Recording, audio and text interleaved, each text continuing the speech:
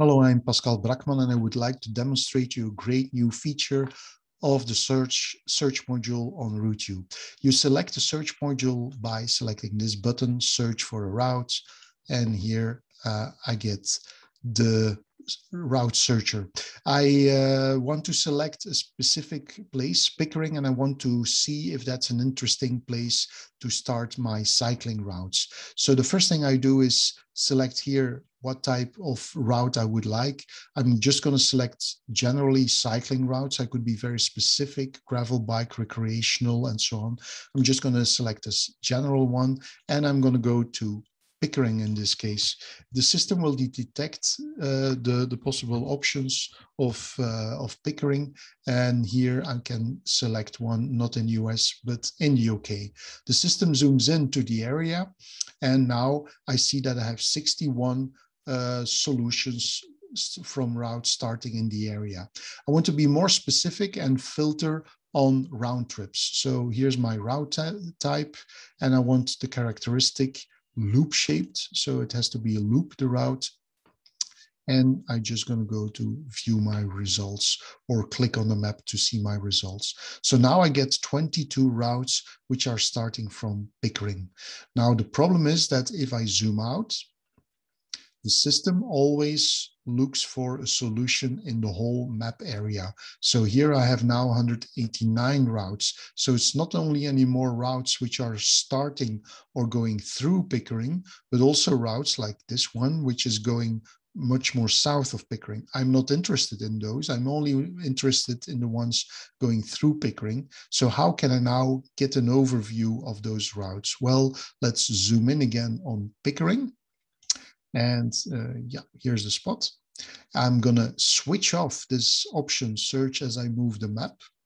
I switch it off. And now if I zoom out, the system will not update. You will see that because there are now 20 routes. The system will not update the routes because I switched off this feature. And now I can select route by route in the list, or I can just move over the icons. The icons indicate the start of the route, but you will see that the routes are going through Pickering, and that's what I'm interested in, because I also can select those routes and do them if I want to start in Pickering. So that's an option. You will see here now the option has changed from a checkbox to a button, search in this area, which makes it now very easy to compare Pickering with some other solutions. So let's take this area here, Ripon, and I can do the same. Of course, I have to say search in this area. Again, it's still switched off that I search as I move the map.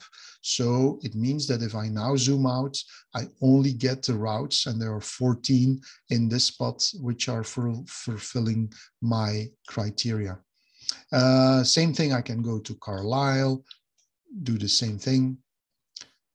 Click on this button, see very quickly, I've got 19 fitting my solutions. I can go to Stirling, click on this spot, and I get 17 solutions, and I select only round trips which are now fulfilling my criteria.